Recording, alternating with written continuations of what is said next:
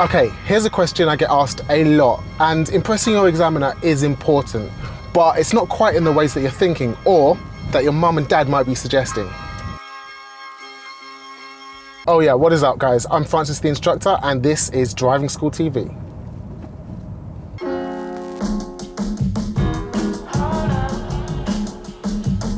When you're thinking about how to impress your driving examiner, you might be hearing advice like, dress up really smart, make sure that you greet them with a handshake, make sure that you are wearing your best clothes and your best shoes. But actually, driving examiners aren't that bothered about what you're wearing or your physical appearance. They're more bothered about how you treat them and how you drive.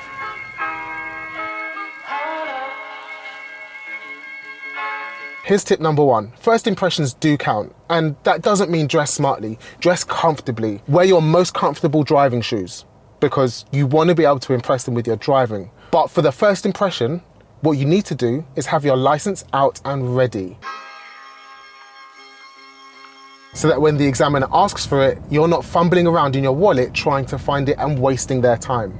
So while you're sitting in the waiting room, waiting for your driving test to start, find your driving license, have it ready, and remember what they're going to ask you next.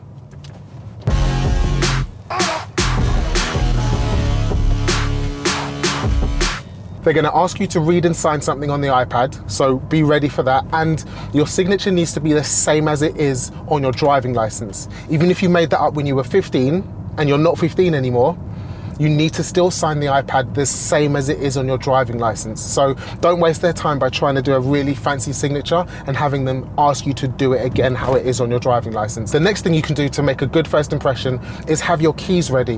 Whether you're waiting with your instructor, your mum or dad, or you're on your own in the waiting room, have the keys ready and know where your car is, because they're going to ask you to lead them out to your car so that you can show them where it is, they can inspect it, and you can both get in and start the driving test promptly.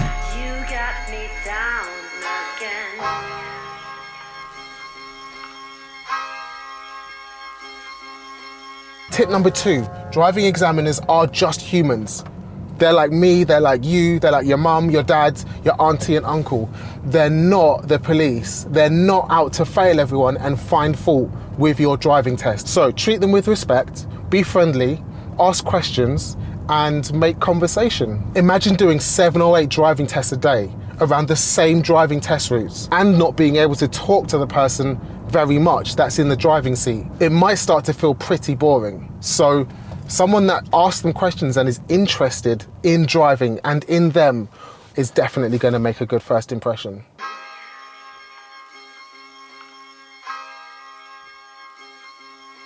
I always recommend to my students, have a question ready for the examiner that you can ask them, just to break the ice. Maybe something like, what's the best car that you've ever been in for a driving test? Straight away, they're going to be interested in that question, they're going to be thinking, and they're going to think that you're interesting for asking it. You got me down again.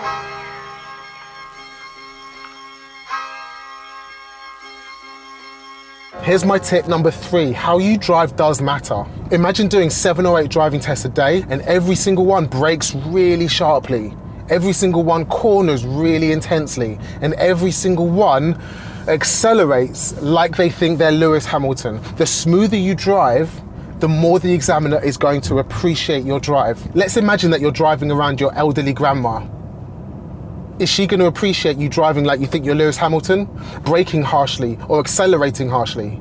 She's going to really appreciate you giving her a smooth drive. And I'm not saying that driving examiners are elderly grandmas at all, but they're in the car all day long with people who aren't expert drivers. If you're the one person in the day that gives them a really smooth drive, really smooth early braking, and really nice, careful, calm cornering, they're going to start relaxing and thinking, oof, I like this person.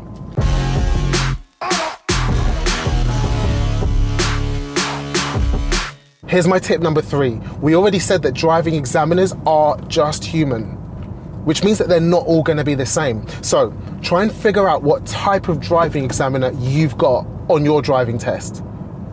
Do you have a super chatty driving examiner, or do you have someone that just wants to be left alone, mark you, and get on with their day? Okay, yeah, it would be really nice if all driving examiners were super chatty, crack jokes as soon as you met them, and there are some like that. But there are also some driving examiners who would rather sit in silence, for your driving test, and that doesn't mean that they don't like you. That's just their personality type. That doesn't mean that they're going to mark you harshly. That's just how they like to conduct tests. So if you've got a driving examiner that's not very chatty, you've tried to make small talk and they've given you one-word answers or haven't replied at all, don't think that they don't like you. Think of it as a bonus, if anything. You're going to get a really calm driving test with a calm examiner. They're going to mark you fairly, and at the end of the test, they'll tell you what you've done wrong, but they've given you the opportunity to concentrate as much as you need to while you're driving. On the flip side though, if you do have a chatty driving examiner, one who's giving good answers to the questions that you're asking, or one who's asking you questions too, then go along with it. Ask them anything, make conversation, because it's going to make your test flow much more easily. And you're going to build a rapport with someone that you're in a car with for at least 30 minutes. What do you think of the weather? How many tests have you done today? What's being a driving examiner like? How long have you been a driving examiner? There's so many questions that you can ask. There's so much to make conversation on. And actually, when you do, the test will go like that. And when they ask you to switch the engine off, you'll think, wow, that felt like 5 minutes.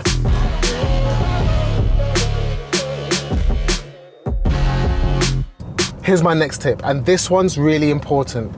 Be confident with your driving, but be cautious. What do I mean by that? So, on your driving test, you're not auditioning to be the best learner. Yes, you've got a learner driving license, but what they don't want to see is you driving like a learner. Don't drive at 20 miles an hour in 30 mile an hour zones where you could be easily getting up to speed and getting on with the job. But don't try and drive too fast to impress them with your overconfidence. You want to be as safe as possible, but don't dawdle. If you can display real confidence with your driving by taking corners confidently at good speeds, reasonable speeds, driving along the road at a reasonable speed. I'm doing 28 miles an hour now because the road's clear, there are minimal hazards. If I was going much slower, you could say that I was unconfident, and that's going to go against me. The point of a driving test is not just to see that you're the safest driver on the road. The point of a driving test is to see if you can slot into the rest of the traffic without causing a nuisance or a hindrance. So to summarize, what I don't mean is drive around everywhere at light speed because they'll be impressed with that. That's not cautious at all.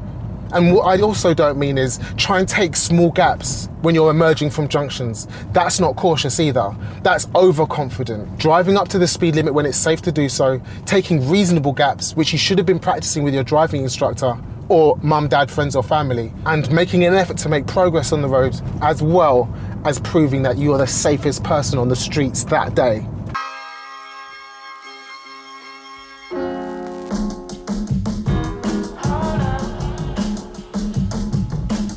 Here is my last top tip for impressing your driving examiner.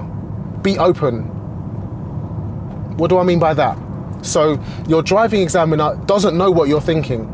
They know that you're not a professional driver. So telling them when you've made a mistake or telling them when you're about to do something is such a good tip. If you want to nail this down properly, you might want to consider doing a commentary drive. And I've gone over this in a video. You can check it out right here. If you feel silly doing a commentary, or it's just not quite at your level of driving yet where you can talk and commentate while also being safe on the road, then fair enough.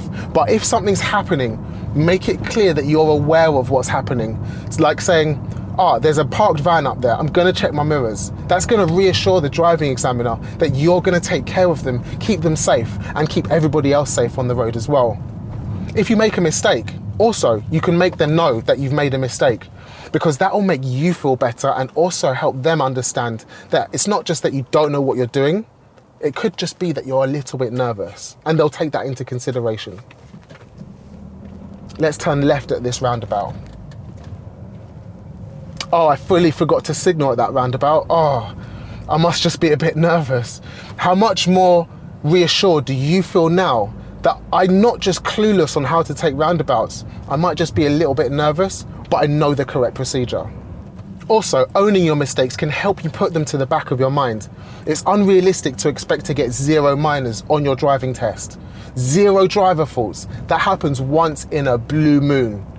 Hardly ever. So accepting the fact that you're going to make mistakes and having a strategy to deal with that is going to help you massively. The strategy to dealing with your mistakes is acknowledge it, note them down, and move on.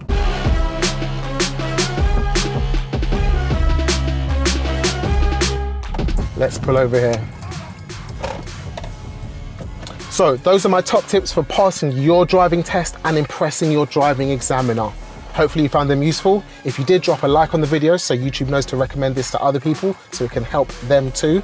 If you've got any more questions, drop them in the comments box and I'll be there to respond to you. Don't forget to subscribe to the channel, hit the notification bell so you get all of the rest of our videos, and I'll see you in the next one. Peace.